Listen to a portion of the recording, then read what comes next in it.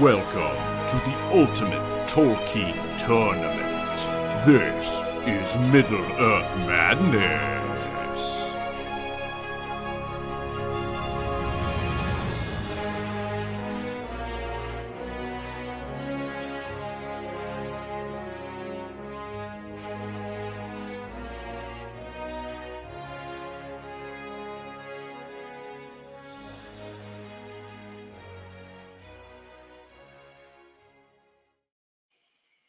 Yes, welcome back everybody to the good old Chamber of Death. How have we been doing out there? Oh, surviving tornadoes. Interesting. Yes, tornadoes of... I think Saruman is sending some storms after me for some reason. Maybe I've been bad in his book. Yeah, you up there on Caradras? I guess, yeah. It got sketchy as hell out over here in Houston. Oh man, yeah, I've been hearing on the news. And this, a couple weeks ago, you guys had a wave of storms, and then again now. It doesn't yeah, quit. I mean, the old tropical stuff I'm kind of used to. This was very wind-driven. Tornado alley. Like, it got really scary for a second. Schlecht. Well, glad everyone's okay. Well, okay is relative. You still don't have power. You're joining us on your phone, right? I am that dedicated. I believe. Look at that. I believe in. Well, I was going to say the Middle-earth Madness, but hey, Third Age Throwdown, our new rendition. Yes. Also, I have nothing at all to do, and somehow I was able to connect to this. So it's like entertainment while I just try and get the power back on, get the hockey pull kit back things on. Together. Yeah, we're gonna have to do like PB&Js or something if we can't cook. We bought fish, like Hobbit style fish. You know what I mean? Yes. Tilapia or something, and no, not tilapia, salmon. And anyways, whatever. And we were gonna make that, and anyways, first world problems. Now we don't have power. Yeah, that's tough. But hey, but here we are. Yeah, here we are. We'll give you something to watch here at least. And so for everyone who joined us, well, hell, even for those who didn't join us back in March for Middle-earth Madness, the March Madness style 64 team tournament. This is a little go back and watch all the videos. Exactly. Yeah. First of all, go back and watch that. They are all on YouTube. Feel free to check those out as you can. And secondly, this follow-up tournament, or the second event that we have planned for you, is completely different. All the characters, no first or second age folks in this tournament. All very familiar. What's There's going a on? couple. There's a couple sketchy ones. There's a couple sketchy ones that kind of slip through the cracks. Like, let's see, Durin's Bane and Glorfindel. True, yes. But yes, it's a Third Age Throwdown. Galadriel it was in the first age. Yeah. There's a couple of those Venn diagram people that sort of overlap, but it's only a few. Yeah, true enough. Patty Man, I see you joined us. Welcome. Hey! Good evening. We've got our panel trickling in slowly but surely. I was just explaining to the folks watching what this Third Age Throwdown is all about. And if you watched our first event, the main differences are, and I'll pull up the back of the bracket here as we talk, but the main difference really is the tournament format. You're not just throwing 64 guys into a straight bracket the way we did before. We are actually, can you guys see this? I know it's really zoomed out, but anyway, four heroes, quote unquote, get buys in each region. Okay, so we have 4 regions, same as before: Rohan region, Mordor, Gondor, and Isengard. And I'll zoom in. The heroes in each of these regions are your 1 through 4 seed, right? So Gandalf, he gets a buy. down here, the 2 seed, the Witch King, gets a bye.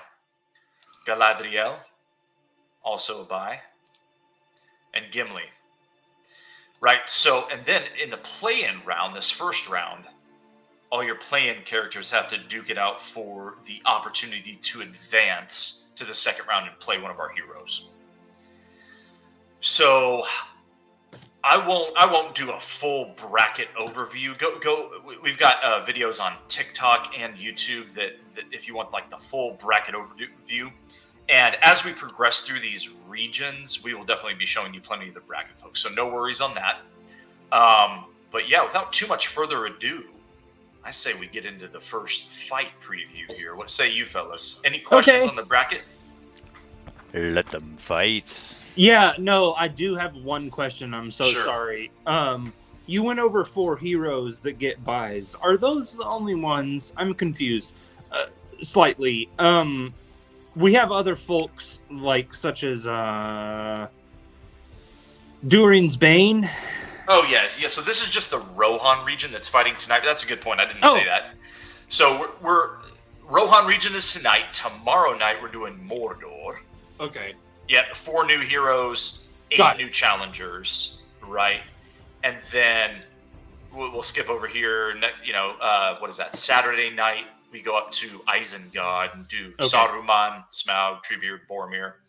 Then lastly, Gondor region, Durin's Bane, Elrond, Beorn, and Legolas. Okay. So Legolas and Gimli are both heroes. That's kind of what I was kind of thinking. Yep. They're like in the same tier, so that makes sense. Yeah, bear with me tonight. I'm like I said, no power, tornadoes, and I'm on a phone. So the it's tough to see. yeah, I'm like sort of kind of trying here. But okay, I got it. Yeah, so we basically call it this tournament format anyway is kind of called your challengers versus champions format, right? Because you got buys, kind of like you do in the NFL playoffs or one of those. There's several formats that are kind of similar to this, but yeah, that's our format. We will we'll come back to this plenty throughout the show and throughout the tournament there. So, without further ado, our first fight of the night is the Barrow Wight against Peregrine Took. So, this one, the Barrow Wight is a new character to our field that folks are kind of excited about because love that logo. It's pretty fell, is it not? Yeah, so this is an interesting one. You know, you have technically they kind of tangled in the book. Yeah. Right after. Real quick. Yeah. Patty. Yes, sir. Do you have Pippin? I was actually just looking at the roster list here. I do not. Pippin is engine chief. Okay. Gotcha. So viewers might be like, what are you talking about? Yes, good point. Yeah, thank you. Cue me up perfectly, panel. Good job. Yeah. So that's awesome. One thing I forgot, guys, is let me show you another layer of what we're doing here. And this is a sneak preview, or maybe you want to call it a performance test beta preview. A beta test, there you go, of the next product we're really hoping to roll out here. Right now it's the quick and dirty version in a Google Doc, but hey, baby steps. So what we've done is we've all drafted fantasy teams for the Third Age Throwdown tournament, okay? So all of our panelists here have certain characters on their roster. Chucky, let's start with you. You've got Radagast, the Witch King, Farmer Maggot. I'm going to zoom in here because this is probably illegible. But yeah, so taking Chucky's roster, for example, Radagast, Witch King, Farmer Maggot, Durin's Bane, the Barrow Wight, who fights tonight, Gollum, Bilbo, Theoden, and Glowing. Right? And the basic idea is wins will get you points, as you can see over here. So as the tournament progresses, each win by each character on each team's roster scores you fantasy points, okay? And then you get a little bit of a seed differential upset bonus here. And that'll just be the seed differential times the round. So for a quick example, it's not going to do much in round one because you got like 1 times 1 with the seed differentials.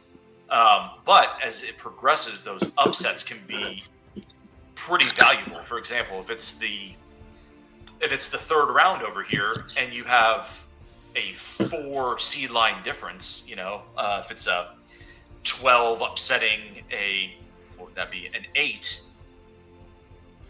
Check me on my math. What I say? 3 times. That'd be 3 times 4 would be a 12-point seed differential, and you can get up to 24-point seed differential. So those are for upset bonuses, right? So a quick look at Patty Man's roster over here. He's got the Watcher, the Olag High, Merry, Saruman, Elrohir, Aragorn, and Gwaihir. So any of your guys fight tonight, Patty Man? Not tonight. Not tonight. I don't Honestly, so. I'm not gonna. I'm just gonna be honest. I was looking at all of it after the fact, after we did our draft, and I personally feel like Patty Man has the strongest roster. I put a lot of thought into it. I put lots of thought into it. It's good. It's very strong. Sarcasm over there. No sarcasm. By Patty Man?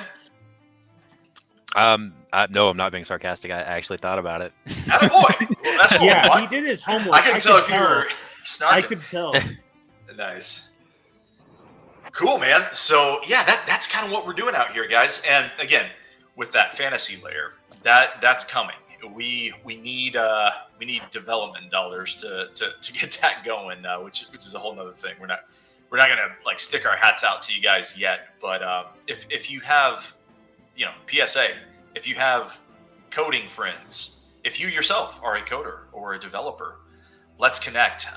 We need help building this layer and actually rolling out this product. We definitely want to get this going. So, but this is a preview for everyone. I lied. I think I have the Watcher in tonight. Excellently done. So both of you guys have a little bit of skin in the game tonight. I do, yes. Cool.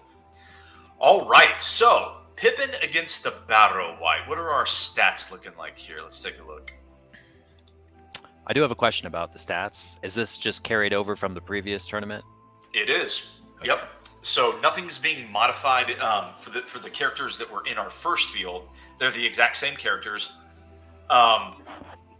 With, I think, one exception being Gandalf. Gandalf the Grey now, right? Yeah, he's more Gandalf the Grey in this. He was Mithrandir.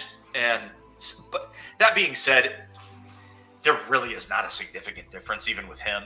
I mean, he's still a 1 seed, but I believe he's the only character from the first field that was changed. I think everyone else that you knew from before is the same.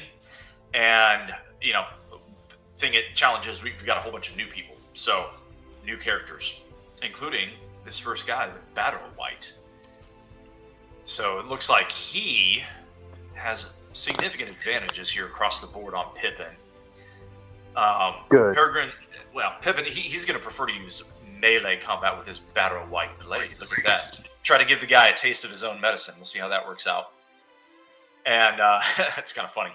So again, yeah, lore-wise, these guys tangled a little bit. They at least crossed paths after the Tom Bombadil chapter of the Fellowship of the Ring. And of course, you'll remember that the hobbits were imprisoned in the Barrow on the North Downs, just south of the Old Forest there, south of the Old Road in the Old Forest. And Tom Bombadil had to come and bail them all out and chase this nasty Wight away. Actually, that's something I didn't figure out until like my third reading of the Lord of the Rings, third of many, is what a Barrow Wight actually was, because those are two kind of old-fashioned words. A wight is a ghost. A barrow is a burial tomb, kind of Viking-style mound tomb that they used to build, not just the Vikings, but the English after the Vikings. So, yeah, a Barrow Wight could be called a burial ghost or a burial ghoul. Christy was actually asking me that question, so I thought she probably wasn't the only one wondering what the hell a Barrow Wight was. So what do you guys think of these stats here? What kind of chance does Pippin have? Well, let's take a look here. So, is magic going to be a factor? I think probably so. Probably so. What's the engine chief was really good at this. He would tell us what the percentage of like the likelihood of what weapon they would use. Yeah, so it's tough to read on the screen here, but it is up here. So battlefield conditions are going to favor the Barrow Wight. So characters will use their preferred weapon only 55% of the time. That's actually very unusual. We usually see north of 75%. But since the battlefield conditions will favor the Barrow Wight, and since the Barrow Wight is rather balanced, he wants to be sort of balanced in this. And he wants to switch out between his ranged attack and his melee attack. So that'll be something to watch. I think if he ends up using his ranged attack at least a third of the time, he'll have a strong advantage. Yeah, I think that's a good call there. The computer, the odds makers that live inside the engine, battle engine here, are giving pretty unfavorable odds to our pal Peregrine Took here. But that didn't mean much in the first tournament, as you recall. So, lots of weird upsets, and it's a single elimination tournament, so anything can happen. All right, fellow panelists, any final words before we fight? I'm giving it to the Barrow Wight. Go Barrow Wight. Yep. Chucky's got to go for the Barrow Wight because he's on his fantasy team. Fool of a Took, cast yourself in next time and rid us of your stupidity. Yeah, dummy. And let us fight.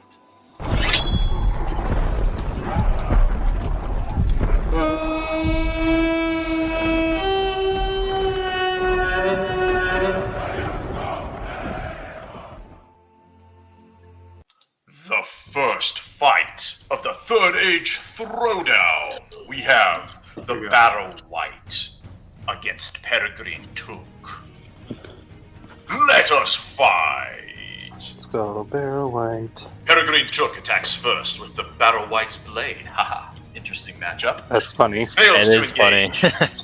funny.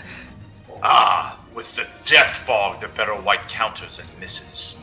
Pippin Farted on him. fails to engage. The Barrow Wight comes back, hits! No damage. Miss. And a miss. They're dancing a little bit through the early rounds. A hit by the Barrow Wight. No damage with the Death Fog ranged attack. Can Peregrine Took score any hits? Whiff! Whiff! They're still dancing. Back and forth they go. One's Good too tall. elusiveness. Good elusiveness by both characters here, and good agility. So this could be a longer one. Back and forth they go, engaging but failing to hit. Engaging, failing to hit. Again and again. Dancing. Dancing. The first hit damages by the Barrow Wight. Slight smite with the Death Fog. It lures you to sleep, and then you get slayed. Go 9-9. Want to go night-night? A hit by Peregrine, no damage. Failing to engage on both sides. Another hit by the Barrow Wight. A fail stroke slay. A death stroke by the Barrow Wight with his undead claws. And Chucky has fantasy points. How's it feel to have fantasy points, Chucky? It's almost like having hero points. Yeah.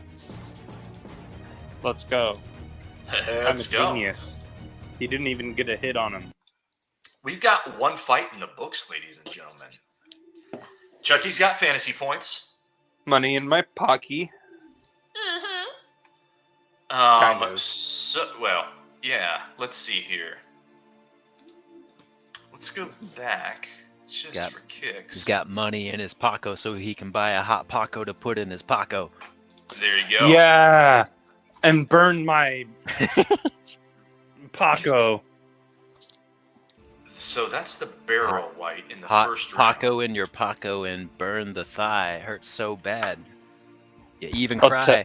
I'll tell you why. Yeah. Man, good memory there. Dude. My old Hot Pocket rat. Hot Pocket. So yeah, we've got 10 points for Chucky right there. And let me see. That's actually not 10 because you get a 1 point ups. No. Wait, no, he wasn't. It was an 11 versus a 12, so he was favored in that. Yep, so 10. That's okay. Very nice. All going according to plan. Indeed. So yeah, the Barrow Wight took care of business there in our first 11-12 matchup. It would be, I don't know, somewhat surprising here if he were to have further success, but dude, we definitely saw it in the first tournament. So I'm not about to sit here and rule it out. Let's see. He will get Gandalf in the next round. So the Barrow Wight advances past Pippin to take on Gandalf. Stormcrow. Yeah, that'll be a tough out.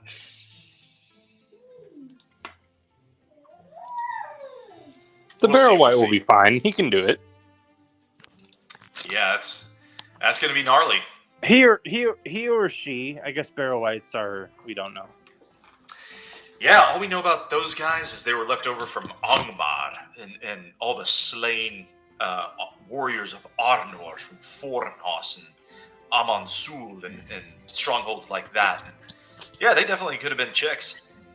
This will piss you off, but they're throwing them in the Rings of Power. Who? What? The Barrow Wights. Really? Mm-hmm. What are they gonna do?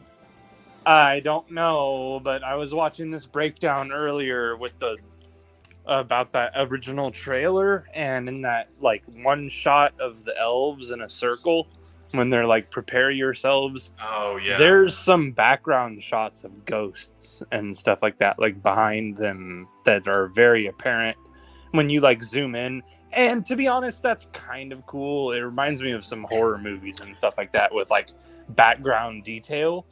But it doesn't make any sense in terms of timing. Like the Witch King, not, you know, because the Barrow Wights are very like Witch King oriented, like Nazgul. Yeah. So the timing doesn't make sense at all. It could be some other sort of ghostly thing. Could it possibly be the nine wraiths turning into wraiths? It maybe. Maybe. Yeah, maybe. There's no knowing. It's a trailer. There's no knowing what you know. It could be from the last episode or something. Speculation. Yeah. I saw one bearded guy get a blue ring. I just assumed that was one of the Nazgul. I did see a blue ring. No, that was during. No, it definitely wasn't Durin. He looked almost like Gandalf or a wizard, but yet the guy that got the blue ring. I don't know. I only watched it once, so don't trust my eye on that. No. It was definitely a dwarf. Okay. Gotcha. Well, let's see here. Who's fighting next? Oh, fight of the night next, ladies and gentlemen. Mm-hmm. We have, and by that I just mean the highest two seeds. We have Elladan against the Watcher in the Water. Let's go. Cthulhu. Yeah, so nice comment on our Facebook page. Lord of the Rings Cthulhu, the Watcher. A very in the Water. good song by the Acacia Strain, might I add. Ooh, I haven't heard that in a long time. Oh, it's so good. And by Metallica, The Call of Cthulhu. Ooh, yes. Yeah, so we don't know much about the Watcher in the Water. He's one of those fun little mysteries of Tolkien that shall remain a mystery because not even in his extended works that I know of was it ever fleshed out exactly what sort of beastie this was. Right. Clearly Another thing that has apparently been shown in the trailer of Rings of Power. Sorry to bring that up again. Yeah. But No, I'm interested. They're going to try to add that. For the Watcher specifically? Yeah. Because the Moria stuff, who knows how long the Watcher has been there. Evidently, they're going to bring... There's, like, shots of it and stuff. I don't know. That show's going to do whatever it was in we can't really trust it not to shit on the lore. If it wants to, it will. But I mean, that being said, yeah, look, it's fair to speculate about the Watcher. I mean, we just don't know, right? How long has it been there? We don't know. So to me, not it's a lot fair of game. lore. Not a lot of lore there, so it's kind of fair game. Yeah. Yeah. It's like, okay, well, we don't even know what this thing was. We know it was strong enough to heave down dwarven doors, which is no small task. It was a beast, which is an excellent segue to its battle stats as it happens. Let's see how strong this thing is. Actually, let's not do that yet because I don't have it ready. You guys talk about Elladan while I pull up the stuff I need. He's kind of my wild card. I wasn't anticipating getting him, but then I just kind of did. But these Elladan, 6/5s are super interesting because yes, it's basically a tie, but you can still get that upset bonus for whatever it's worth. And they have a decent chance of beating a 4 in the next round. Yeah. So these are important. These are really important. And if I was drafting with you guys in the fantasy league, I probably would have targeted a lot of these 5s and 6s, honestly. It's something I was thinking about kind of during the draft, because these are your best streaker opportunities, It doesn't mean they'll happen, but it's your best odds.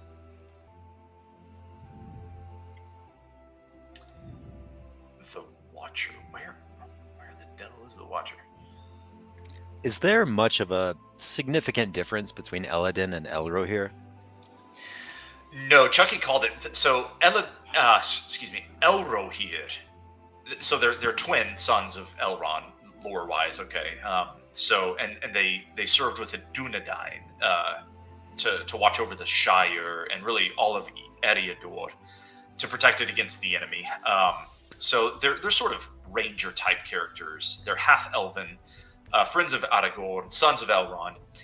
The only difference between the twins is Elro here, the new one, slightly prefers he's a little sharper in range, a little more accurate with his bow, a little more fell with his bow. The original guy, Elladan, more so with the melee. That's really it. They're very similar, though. Yeah, I was just curious about stats difference.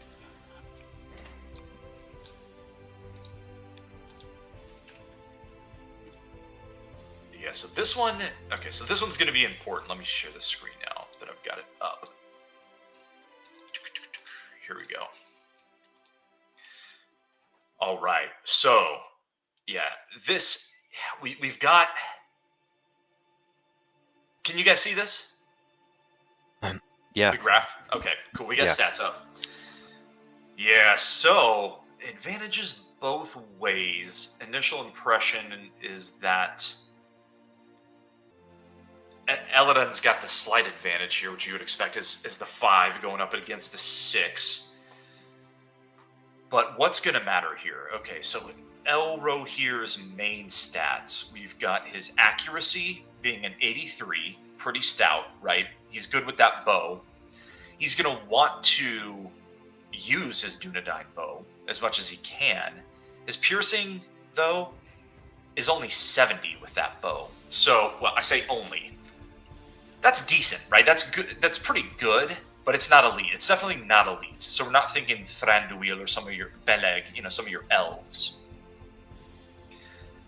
Arguably that could have been a little higher, but it's in line with the other elven characters in the contest. So he scores out at a 70 with his bow. But again, with the accuracy, he's not going to miss much. And if you look at the Watcher's dexterity, it's only a 35. So that's the disparity I would encourage folks to keep an eye on. Dexterity means how good are you at dodging ranged attacks?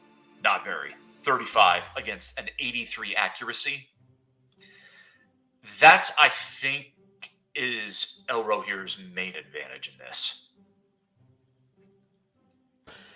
Yeah, I just gotta hope that battle conditions are favorable enough.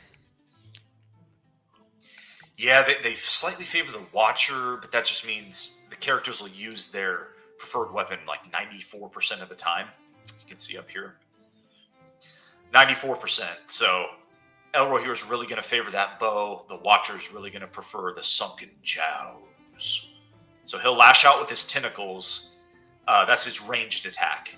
The barbed tentacles, and then, he's got fangy fangs down there somewhere underneath the water that he'll use as well. So, but, Elro here's got pretty good elusiveness. And so that's dodging melee attacks over here. And then he's also got pretty good dexterity, 73. So again, he's a ranger. He's light. He's dodgy. He's agile. The Watcher is ferocious, 92 over here for ferocity.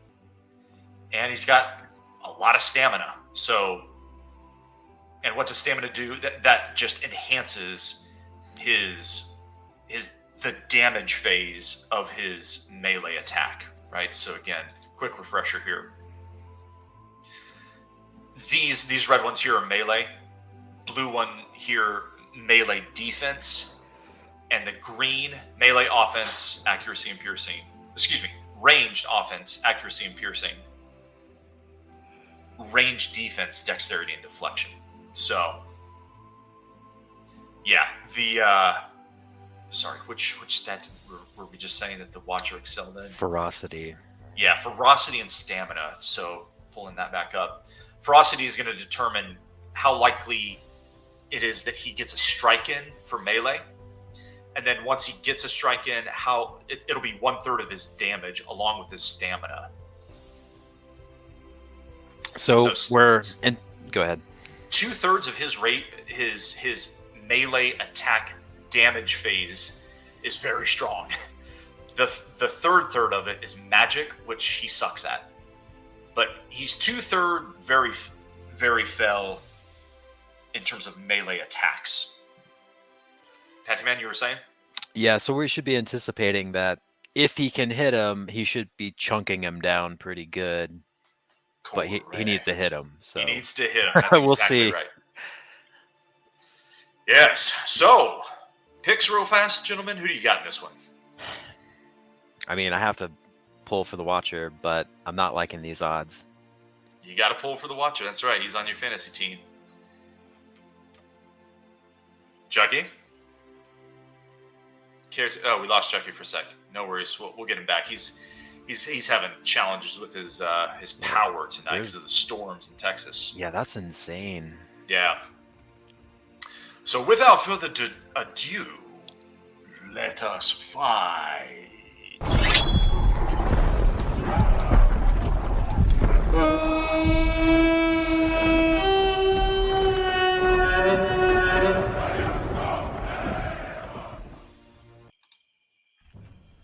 Second fight of the night, we have the Watcher in the water against Elro here, half-elven. Let us fight.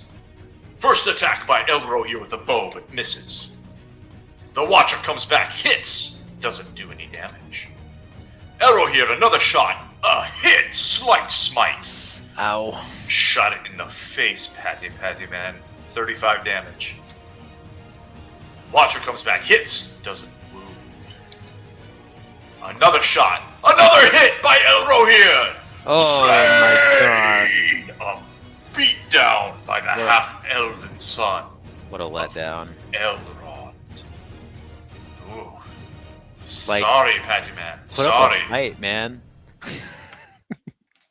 Wow.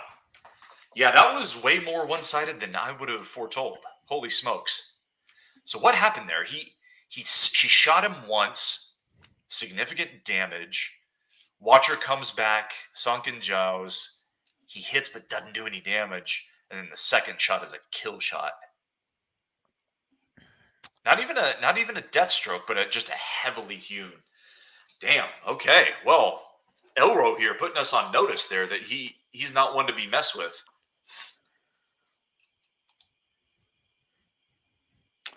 Will he have a long run in this tournament? It's looking possible, man. I think maybe. Going up against Gimli, I think. Is that right? Let me pull that back up and let's have a look here. Yeah, he could make it to the third round. Good call. Yeah, so he's got ooh. Yeah, Elladan Gimli, second round. That's gonna be gnarly. So we'll advance Elladan in this one. And yeah, he took care of business. Wait, do I have this wrong here? So Elladan, I think we just fought Elro here. I could have a mistake here that I got caught on. It was Elladan. Okay, cool. Yep. So, and let me remind myself. So where's Elro here? He's over here. Okay, cool. Yeah, that was that was something over there. How do you like his odds against Gimli? I mean, he could do it. Gimli's pretty fell though. Yeah, it's I guess we won't say too much about that, but I'm already thinking in terms of that ranged attack not doing very well against dwarvish armor. Right. And that'll be the challenge over there. But if he can be accurate, I mean, who knows? Yeah, it'll probably come down to not just accuracy, but that piercing, that 70. Did we say piercing against that dwarvish armor? That's gonna be tough, but interesting.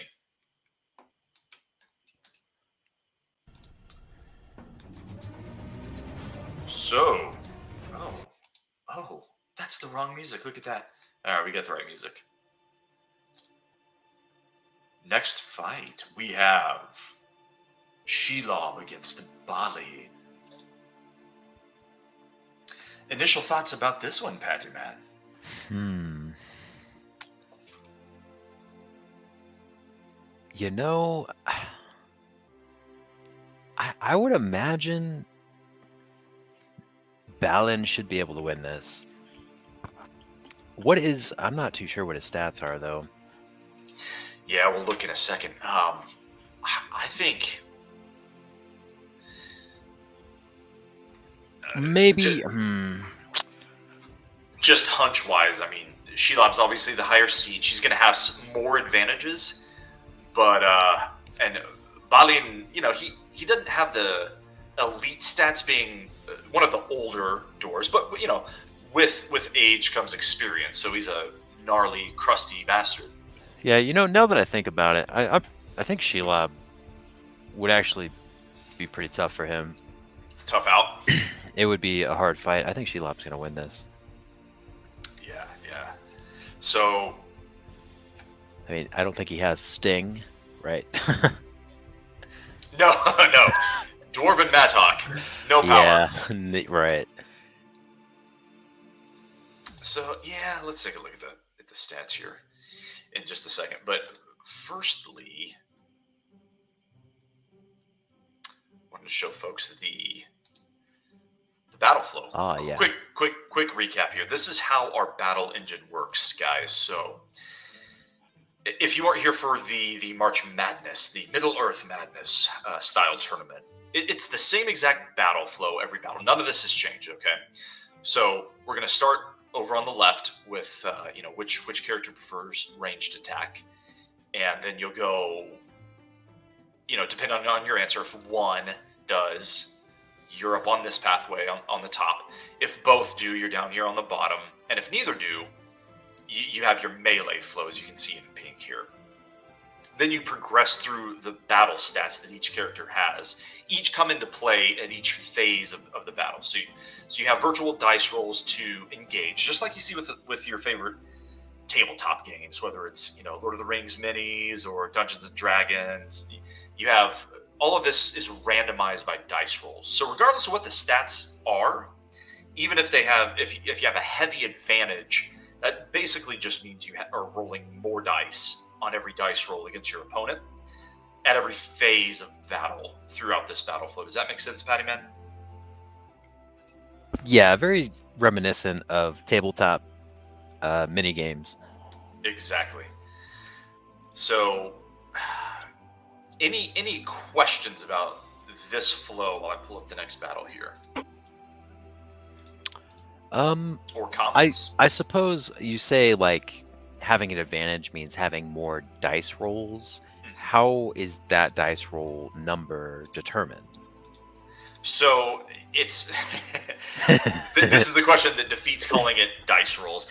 We use dice rolls as a shorthand, but you got to remember it's a computer algorithm, right? Yeah. So really, what you're doing is you're Is it a reiteration of the algorithm? pretty. That's an engine chief question. It might be. It might literally be. Yeah, that probably. You probably know better than me, but it probably is like. The other analogy we sometimes use is a bunch of ping pong balls in a machine, right? You get more ping pong balls the higher your Madden stats are, so to speak. So maybe that's a better analogy.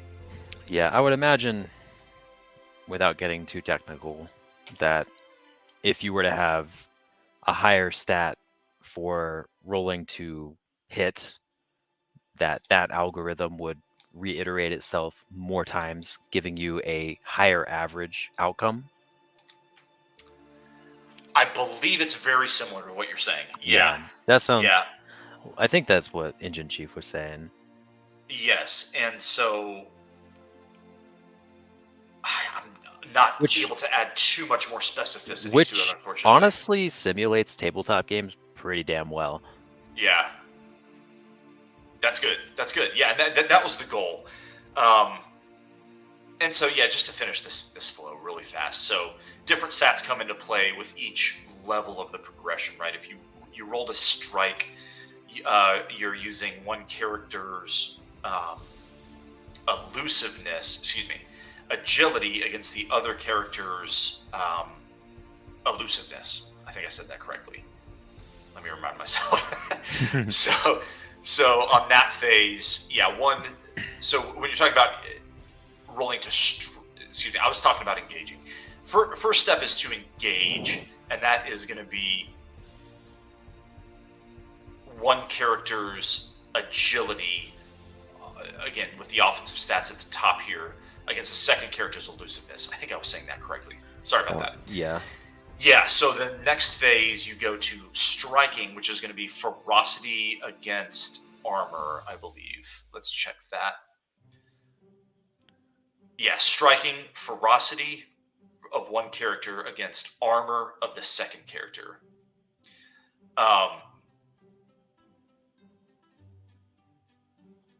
Withstanding damage is your toughness. Is it Valor? No, that's for withstanding damage at the end phase. Okay. That's right, it's for armor. Yeah, deflecting strikes. Yep, so ferocity against armor is your second phase. And then, this is good we're doing this. I'm reminding myself about how all this works, along with our audience. Then we go to wounding, which is a 3-factor. This is our most complicated phase. Like, whether you wound and then how much damage it does, you're blending different metrics on these. So striking determines wounding. Oh, dude. That means I said the first part wrong. Oh, dude. Okay. So, I was talking just a minute ago about what I thought we were talking about now, which is striking against armor determines wounding. Backing up a step, I want to get this right now. Rolling to strike is going to be ferocity against valor. Patty, man, you were dead. Yes. You were dead ass right. My bad. No, you're good. I was confused. I get ahead of myself. No, you were right. You should have corrected me. Okay, so ferocity against valor for striking, and then striking versus armor for wounding phase. There we go. Yep, that's there we go. Okay. Correct. Sorry, everyone. We're scraping the rust off on show 1. And then we advance to the 3-factor thing that I was trying to talk about before, which is the damage phase. And this is simply how much damage these dice rolls are doing. Once you've stricken, once you've wounded, and then how much damage is your hit going to do? Well, that is a blend of ferocity, stamina, and magic against the opponent's valor, spirit, and what I missed, toughness. Okay, so we've got battle stats in all those categories. So if you and not even your elite your elite characters are going to be studs in all of these categories. They're going to have weaknesses, and those come into play at each phase of the battle. So that's what makes it a sort of complicated and really cool battle progression, hopefully, because anything can happen. There's plenty of randomness as we progress through this.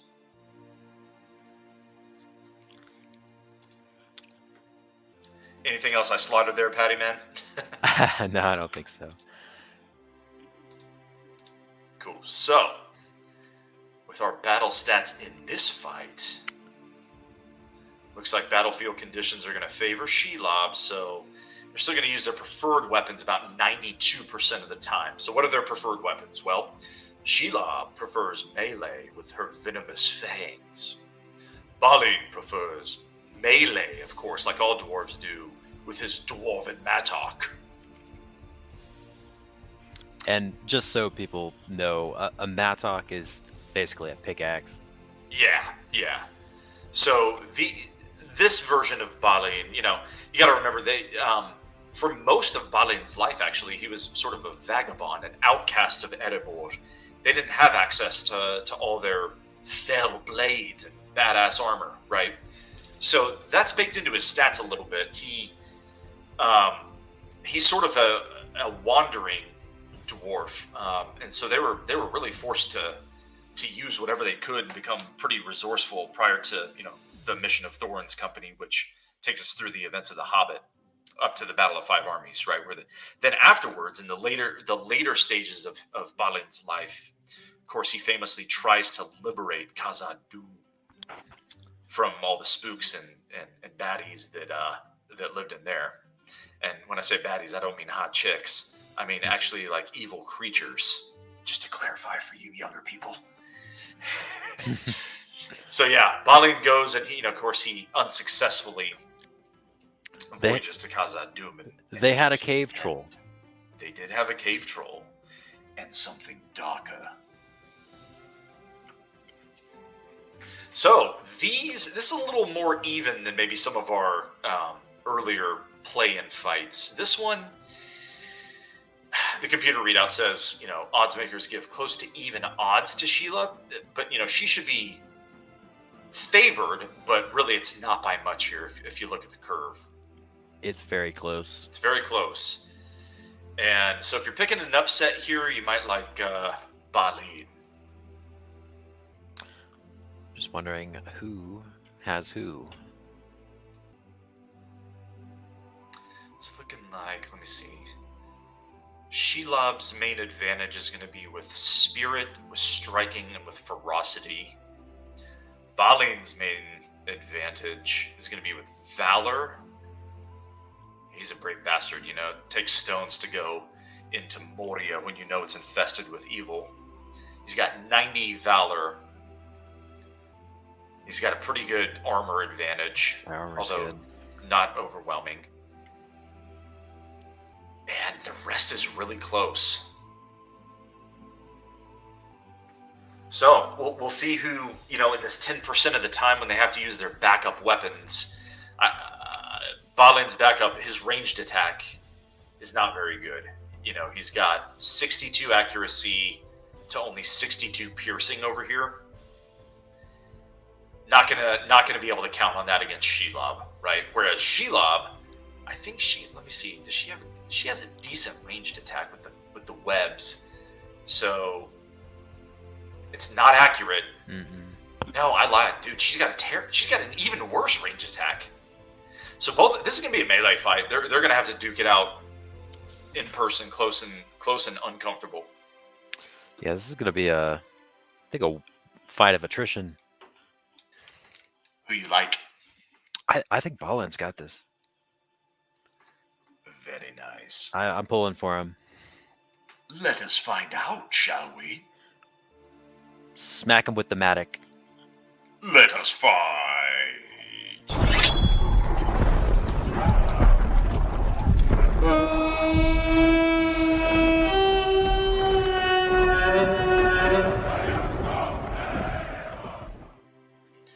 In the third fight of the night, we have Balin the dwarf of Erebor, against Shelob. Let us fight. First attack to Balin, fails to engage. Shelob comes back with her fangs, fails to engage. And they're already dancing, failing to hit. Back and forth they go through 5 rounds. A hit by Shelob, but no damage, off the armor of the dwarf. Balin comes back, cannot engage. Engages, but does no damage. Another hit by Shelob, take off the armor. That dwarven armor coming in handy, even though it is not mithril, because Balin is poor. A hit by the dwarf, take, slight damage. Shelob comes back, no damage. Back and forth they go through 12 rounds. Shelob forced to use the ranged attack, web weaving, but misses. Dwarven Mattock fails to hit. Fails to hit. They're dancing. Another hit, but no damage. Back and forth they go through 17. Here comes Shelob. Again with the ranged attack, but misses. Twice now she's been forced to use her spider webs. Unsuccessful. Balin, teak off the spider's armor. Carapace. The carapace, indeed. Another hit. Failure to do any damage. A hit. A wound! A heavily hit wound. A gaping slash in the spider's armor. Carapace. Alright. Well, significant advantage for Balin through 23 rounds. Now, can Shelob get a fang on her opponent? No, not that time. And here comes the dwarf. He can't hit. Shelob comes back, hits but doesn't wound. One more hit ought to do it with the dwarven Mattock. Let's see if he can do it before she gets him. Back and forth they go through 30 rounds. Another hit! Another wound! Hey! Slay! And Balin pulls the upset against Shelob. No damage again. A perfect game.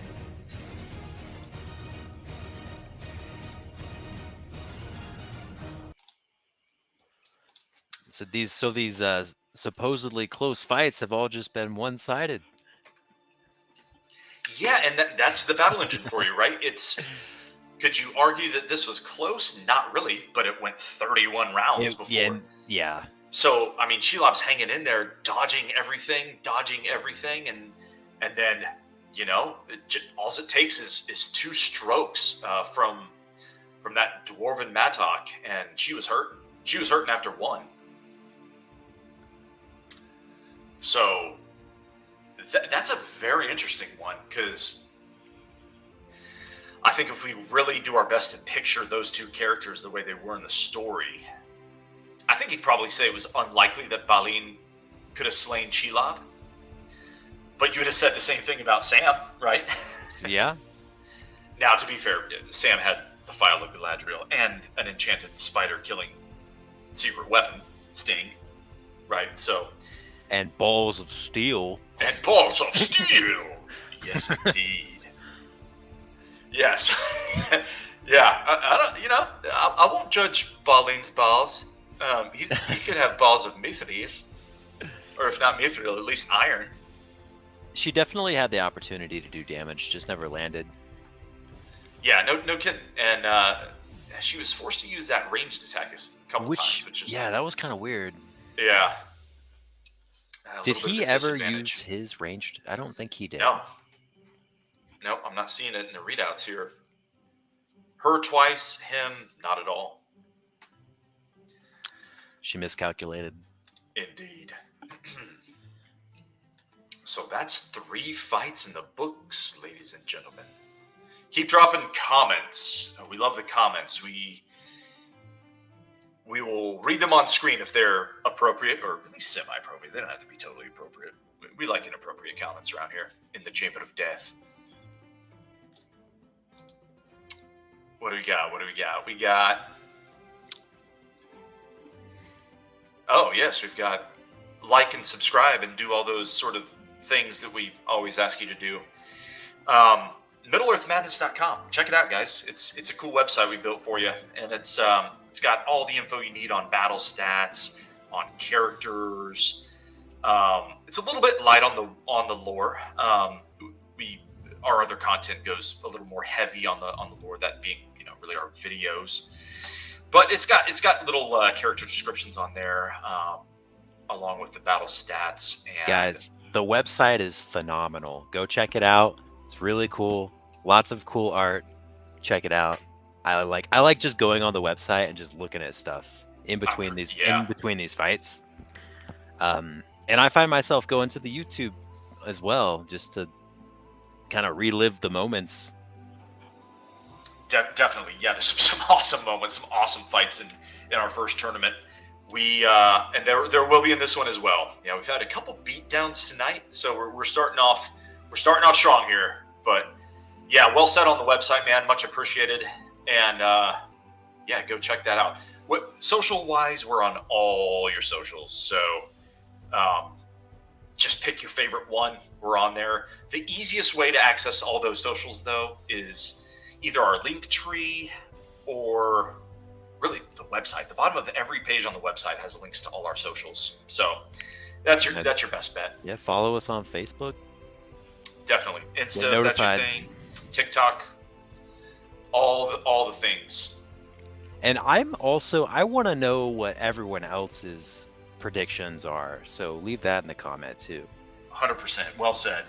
Yeah, drop predictions. And guys, good point, Pippin. So in the future, again, the plan is to build this for everyone. This is sort of an unfinished product on purpose, guys. So what that means is ultimately you will be able to go on and you will be able to fill out your own bracket. You'll be able to create your own pool on our website with your friends. Create a March Madness pool, if you will, right? An office pool, and throw some money in a pot, divvy it up, create some payouts for your winners. It's going to be a lot of fun. Right now, we have not built that because it costs doll hairs, and we're currently fundraising for that. I'm sorry, I keep cutting you off. This would also be a fantastic fundraising event. Yeah. If you're ever inclined to do so. Definitely. Yeah. And we have, again, go on our website. There's ways to support if you're so inclined. Obviously, we'd be much appreciative, I should say. There's way we have it's not a Patreon, but it's a thing that's like Patreon. Well, I just imagine, being with your coworkers or whatever, if you want to all put some money in and raise some money for a good cause, what a great way to do it. Oh, 100%. Yeah, and we do have links for that as well for our charity prong of this as well. So, and we'll be doing future events that also are charitably oriented. So, tons to come. Obviously, I'm not the world's greatest promoter. I probably need to work on that. Take some lessons or something. Promotions.com. But that's where we're at. So, back to the Chamber of Death. Yes. What's our next fight? Last fight of the night, we've got Ugluk against Frodo. Thoughts on this one off the top, Patty man? Can Frodo reach? Can he reach up to Ugluk? I don't know.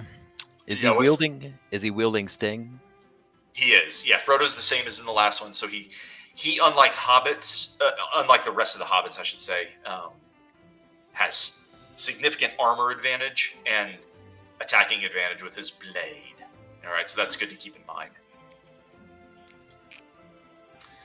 But can he reach? Yeah, there's a great quote on that. It's an AMR quote, right? I don't doubt his heart, only the reach of his hand, or the reach of his arm. Yeah. I think Frodo wins this. Yeah. So he is the 10, so technically he is not favored. He's going to have a deficit, certainly in ferocity. Orcs are really ferocious. That's kind of their main advantage. And Ugluk, of course, he's not only an orc, he's an Urukai of Saruman. So, yeah, he's a nasty bastard. And but again, Frodo is by far the best Hobbit because of his Mithril and because of Sting. So yeah, I think that's going to be a close battle, but I think Frodo's can pull the upset here. Mostly because of Mithril, I think. Yeah, so let's see what kind of advantage in the numbers that gives him. I mean, Frodo's armor, 75. Nothing to sneeze at. Nothing to sneeze at. That's well put, right? Because, you wouldn't say, 75, that's elite. It's not. But for a Hobbit, that's fantastic, right? It's a chunky Hobbit. Yeah. And so his striking also being 82 for a Hobbit, that's fantastic. I don't know if you remember earlier, Pippin's striking, I think, was in the 50s. Don't quote me, but I think the high 50s is more normal for a Hobbit. But Frodo, again, has Sting, an enchanted blade. All Hobbits are very elusive, so that's no surprise, 84 there. Dexterity going hand in hand with elusiveness. He's going to be hard to hit from range. And he's got decent stamina. They walked, famously, from the Shire all the way to Mordor, and they didn't get too tired. Yeah, they had Limbas. That helps. Limbas. Take it with you on your journeys, ladies and gentlemen. It's a helpful little tool. But, the toughness of hobbits can't be questioned. The stamina, really. So, yeah, sure, they have glaring weaknesses. That their piercing is going to be terrible. Frodo is literally hunking rocks for his ranged attack. He is not a ferocious guy. He's 50, right? Here, he doesn't have a ton of spirit, although, again, higher than the rest of the hobbits because the blessings of Galadriel, the file of Galadriel, he has at least some spirit. Ugluk, on the other hand, the blue line over here you see, big advantage in ferocity, okay? Significant advantage in piercing from range. He has a bow that's somewhat effective. It's not what he'll prefer. He'll prefer to use his Uruk blade. But yeah, I think your gut was a good one here. Frodo pulling the 10-9 upset looks fairly likely. I'll go ahead and put it out there. Me being Switzerland on this, I have no fantasy team, no skin in the game. But I'm just looking at the numbers here, and not too many advantages for the beastly orc. Not as many as you might think. Mm-hmm. But there's more to hobbits than meets the eye, so... Yeah. Very hardy folk. Yeah. They're squared away. And Frodo, again, being the mightiest of them. So I'm looking at agility. I'm looking at ferocity. These are advantages for Ugluk, the Uruk-hai. Piercing, although he rarely will use his ranged attack. It says about 8% of the time that he might be forced to use a ranged attack. He's a little more agile than I thought he would be, though. Yeah, he's a wily dude. And obviously pretty good, just as good on stamina as Frodo. So, final thoughts. Who are you picking? Frodo, for sure. Yep. I have to agree a little bit with that pick. That's a good pick. Yeah, I think he pulls through with Sting. Let us find out. Let us fight.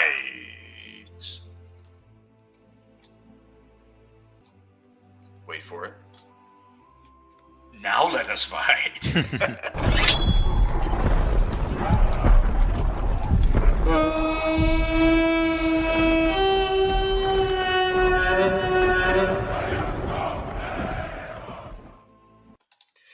In the final fight of the evening, we have Frodo Baggins against Ugluk the Uruk-hai.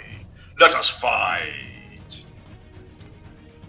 Frodo attacks first. Wounds. Hey. Tink. Not a ton of damage, but good first hit. Ugluk comes back, misses, fails to engage. Frodo already forced to hunk a rock, and he misses. Ugluk attacks melee, doesn't hit. Wily characters here. Another rock throw. Boy, he's going with the rocks here, isn't he? Probably a terrible idea. He hits there. It's probably that lack of ferocity. He doesn't want to engage Yes. Ooh, this could backfire for Frodo. I'm already not liking this. Ooh, tink! Off the mithril. Frodo chunking rocks and missing. Not gonna get it done, man. Back and forth they go through 12 rounds. Ugluk. But hey, Ugluk can't even hit him. He's too wily. Oh, a stroke by Frodo! What a rock. A rock throw, heavily hewn! He finally had one get through. Right in the eye. Right in the eye, apparently, or the net. It was a sharp rock. Let's see if Ugluk can come back. Tink! No damage. Frodo again! Tink! Minimal damage. Can Ugluk get any hits at all? Hit! No damage. He tried to use a poison dart there. It's, you gotta shake it up if you keep on swinging the Ugluk blade and not hitting anything. Back and forth they go through 20 rounds. Significant advantage for Frodo through 20. What do you think, Patty Man? I'm surprised he's done this much damage with rocks, honestly. We both kind of favored him, but I did not think he'd roll with the ranged attack. This is crazy. I still think it could backfire. Yeah, he's got to start swinging. But maybe, look, he's staying back at range. Oh my god. Look, man, he's chipping away because Ugluk cannot hit him with his blade. He's too agile. Frodo is.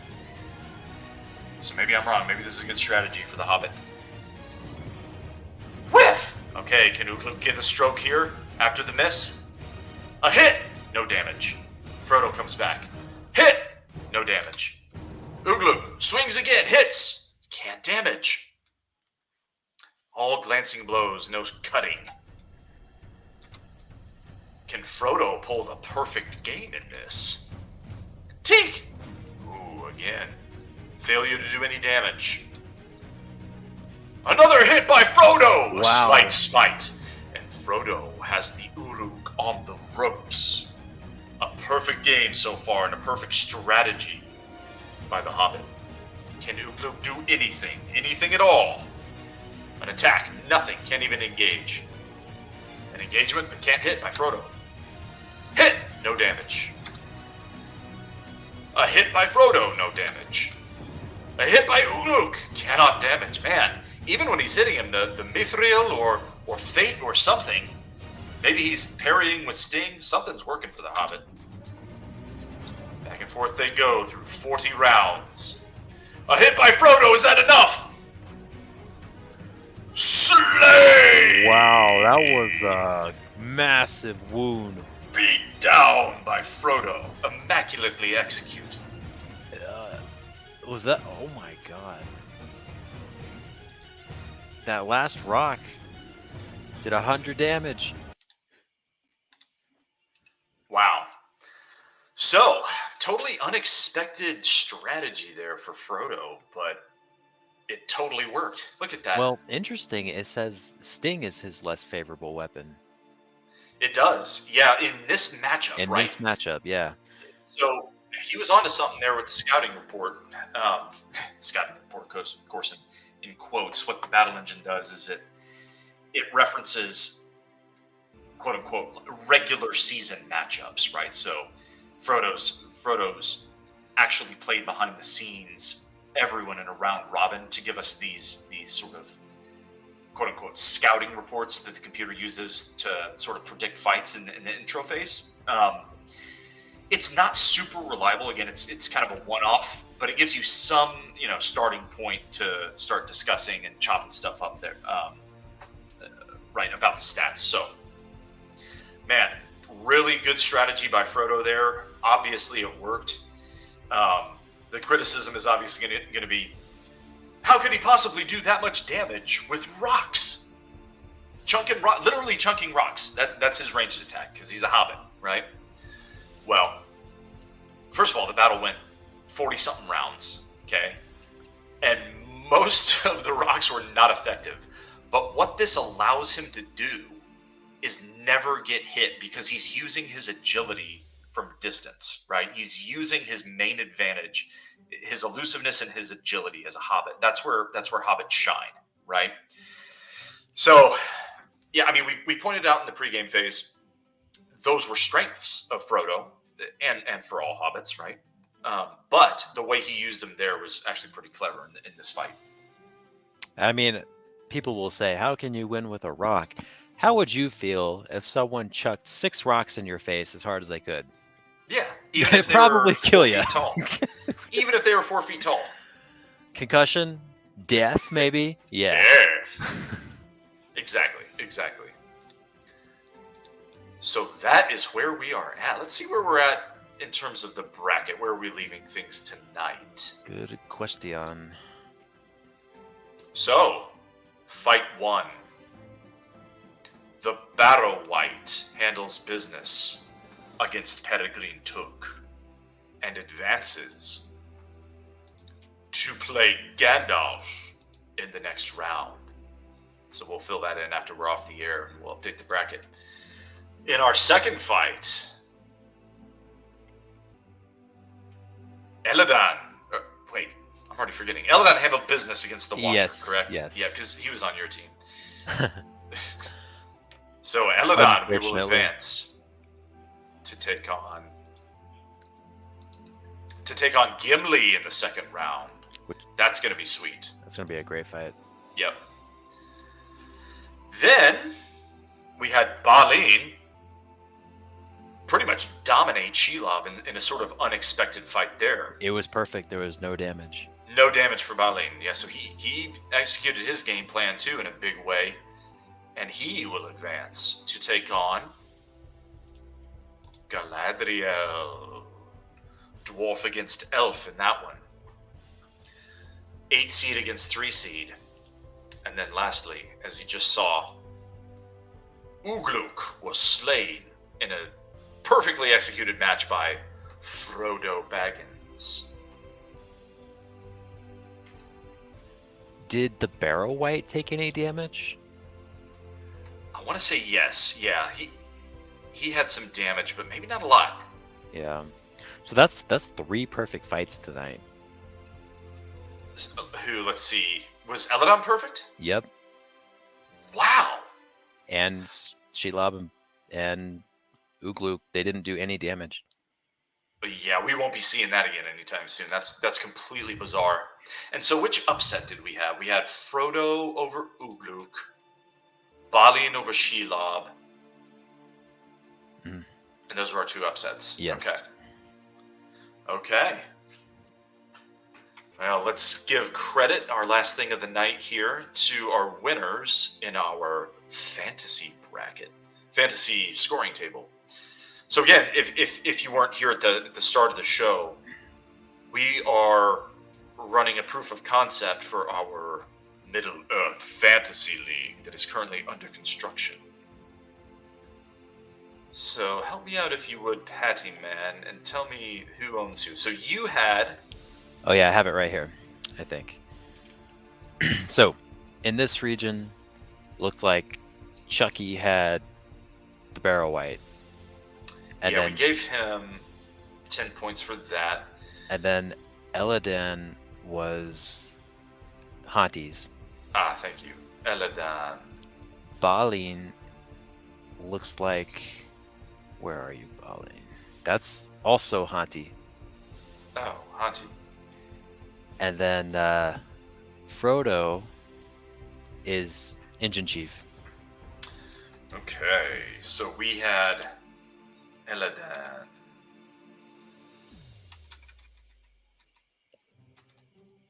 So yeah, Elladan. Balin also. So which of those were upsets? So we had Shelob Balin was an upset.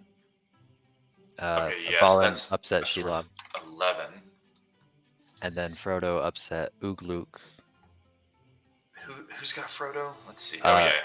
Engine Chief. Nice. So Yeah, that's 11. And those are our 4. That's it. Yep. First night. Very nice. I'm the only one who didn't get points. Just kidding.